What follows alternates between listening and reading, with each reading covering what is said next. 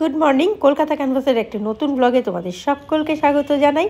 আজকে আমরা কফি খাচ্ছি, তো সেই জন্য দুধটা একটু গরম করে কফিটা তৈরি করব।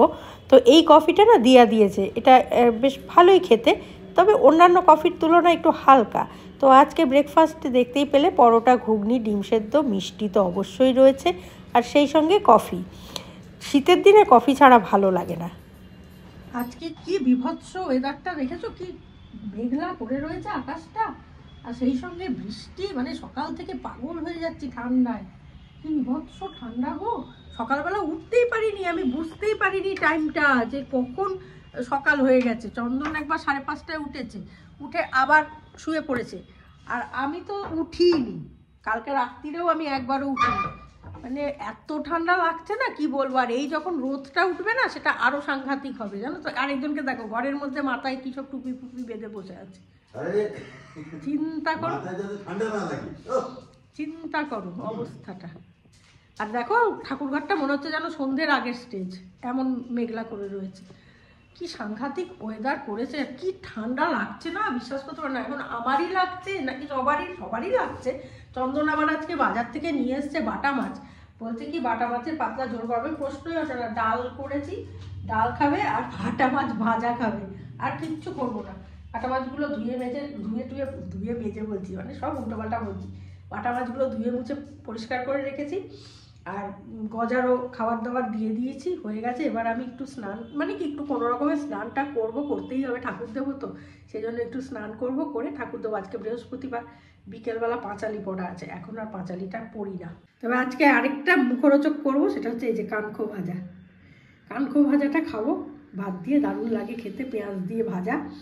আর এই যে এখানে মাছ, এত মাছ আমি করবো না, কয়েকটাই করবো, আমাদের 3 জনের মাপে করে বাকিটুকু ঢুকিয়ে দেবো।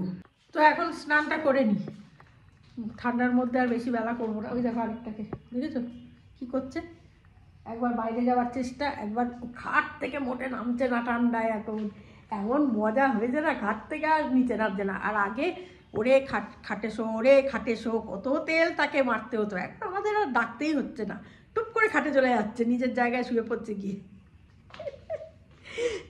তো চলো স্নানটা করে দিই চট করে।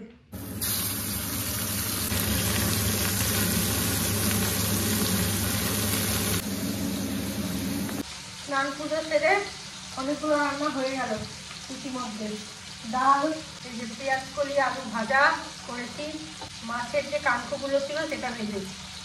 এখানে এখন মাছ ভাজবো, ব্যাস হয়ে যাবে আমার কাজ কমপ্লিট। এবারে খেতে বসে যাবো।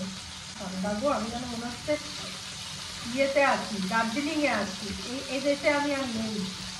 আর ওয়েদারটা দেখো, মনে হচ্ছে যেন সন্ধে নেমে এসছে। সকাল থেকে আলো জ্বালিয়ে পুজো করছি, আলো জ্বালিয়ে স্নান করছি, আলো জ্বালিয়ে ব্রেকফাস্ট করছি, যাচ্ছে তাই লাগছে একেবারে। ভালো লাগে না, রোদ না আসলে না ভালো লাগে না, জানো তো। রোদ ওঠাটা খুব জরুরি, তাহলে শরীর মন দুটোই ভালো লাগে, চনমনে থাকে।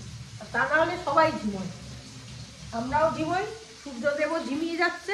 রান্না কমপ্লিট হয়ে গেছে, এবার খেতে বসবো। দেখিয়ে দিই তোমাদের কি কি হলো মেনু, কিরকম সাজানো হলো থালাটা। এখানে আলু পেঁয়াজ কলি ভাজা, এখানে একটু মাছের তেল নিয়ে নিয়েছি, শুকনো লঙ্কা ভাজা দিয়ে, কানখো ভাজা, বাটা মাছ ভাজা, ডাল, সঙ্গে রয়েছে পেঁয়াজ আর লঙ্কা। চলো খাওয়া দাওয়াটা তাহলে চট করে সেরে নিই, ঠিক আছে। দুপুরবেলা খাওয়া দাওয়া সেরে এমন ঠান্ডা লেগেছে যে ঢুকেছি আমি কম্পিউটারের তলায়, আর উঠিনি। এই উঠলাম রান্না করতে হবে বলে, আমাকে একটু ডাল রান্না করতেই হবে। মানে কিছুই নেই সেরকম, তবু ডালটা করলে মোটামুটি আর যা আছে হয়ে যাবে তাই দিয়ে। তো ডাল যখন রাখতেই হবে, আমি একটা রেসিপি করবো আজকে, সেটা হচ্ছে ডিম ডাল। তো কিভাবে করবো আমি করে নিই, তারপরে তোমাদেরকে অবশ্যই দেখাবো যে কিভাবে করবো। তবে একটুকু দেখিয়ে দিই, এখানে দেখো মুগ ডাল আর মুসুর ডাল কিন্তু আমি একসঙ্গে নিয়েছি, দেখিয়ে দিচ্ছি তোমাদের। এই যে সমপরিমাণ মুগ ডাল মুসুর ডাল একসঙ্গে নিয়েছি, এটাকে এবার ভিজিয়ে নেবো। ভিজিয়ে নিয়ে সমস্ত ইনগ্রেডিয়েন্টস একসঙ্গেই দিয়ে দেবো, দিয়ে সেদ্ধ করতে দেবো এটাকে। তো রান্নাটা চটপট সেরে নিই, তাহলে আবার রাত হয়ে গেলে না, শীতের রাত বেশি ভালো লাগে না জেগে থাকতে। তো কমপ্লিট আমার ডিম ডাল, এখানেও রয়েছে ডিমের ডাল। তো বিষয়টা খুবই সোজা, জানো তো। প্রথমে তো কোয়ার্টার কাপ আমি দু রকমের ডালই নিলাম, মুগ আর মুসুর, ভালো করে ধুয়ে সেটা কড়াইতে দিলাম। তার সঙ্গে একসঙ্গেই দিয়ে দিলাম পেঁয়াজ, কুচনো টমেটো, তারপরে দিলাম হচ্ছে তোমার নুন, হলুদ, শুকনো লঙ্কার গুঁড়ো, তারপরে একটা বড় এলাচ আর রসুন আদা থেতো একসঙ্গে দিয়ে জল দিয়ে ভালো করে সেদ্ধ হতে দিলাম সবটাকে। সেদ্ধ হয়ে গেল, হয়ে যাওয়ার পরে এই যে ঘটনাটা, সেদ্ধ দেখো ভালো মতো হয়ে গেছে।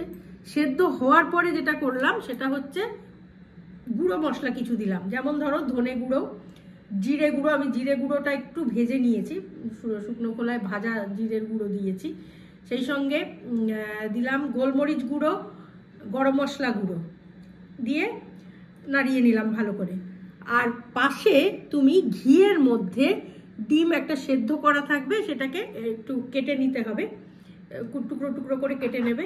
ডিমটা দেওয়ার আগে কিছু রসুন কুচি কুচি করে কেটে সেটা আগে ঘিতে ভালো করে হালকা করে ভাজবে। তারপরে কিছু লম্বা লম্বা করে আদা কাটবে সরু সরু করে, সেইটা ভাজবে।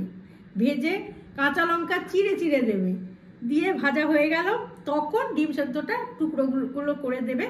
তারপরে একটু সামান্য শুকনো লঙ্কার গুঁড়ো দিয়ে নাড়াচাড়া করে এই ডালটার মধ্যে দিয়ে দেবে, দিয়ে ওপর থেকে ধনেপাতা ছড়িয়ে দিয়ে নামিয়ে দেবে। ফাটাফাটি খেতে হয়, ফাটাফাটি খেতে হয়েছে। চন্দন প্রথমে বলেছিল খাবো না, আর এখন দেখো বাটি গুছিয়েছে, এই যে দেখো। প্রথমে বলেছিল আমি একটু টেস্ট করব, আলু সেদ্ধ আর ভাত দিয়েই খাবো, যার জন্য আমি ভাত আলু সেদ্ধ সব করলাম। এখন একটু টেস্ট করে বলছি কি আমি এটাই খাবো রুটি দিয়ে। চিন্তা করতে পারো, নিয়ে নিয়েছে, নিজের বাটি সাজিয়ে ফেলেছে, দেখো না, দেখো অবস্থাটা। তো তোমরা করতেই পারো এভাবে। আর যদি আমার কথায় বুঝতে অসুবিধে হলো তাহলে বেঙ্গলি ফুড ব্লগারের রেসিপিটা আছে, দেখে নিতে পারো কোনো প্রবলেম হলে। তো আজকে ভিডিওটা আমি এখানে শেষ করছি, ঠান্ডায় আমি পাচ্ছিও না আর বেশি কথা বলতে। যদি ভালো লাগে লাইক শেয়ার কমেন্ট করো। নেক্সট ভিডিও নিয়ে আমি আসছি, ততক্ষণের জন্য সঙ্গে রাখো, দেখতে থাকো তোমাদের একান্ত প্রিয় পরিবার, কাছের পরিবার, সব্বার পরিবার, গজার পরিবার, কলকাতা ক্যানভাস। আমি শ্রী শ্রী ভজহরি মান্না, ইস্তাম্বুল গিয়ে জাপান কাবুল গিয়ে শিখেছি দারুণ এই রান্না। আমি শ্রী শ্রী ভজহরি মান্না, আমি শ্রী শ্রী ভজহরি মান্না। শুভরাত্রি। একটু টেস্ট করি, হ্যাঁ, আমি তো একটু ডিম পাগলা আছি, জানোই তোমরা, একটু ডিমটাই টেস্ট করি।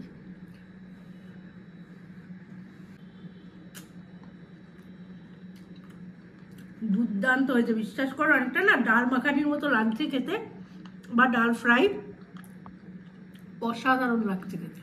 অবশ্যই করে জানিও।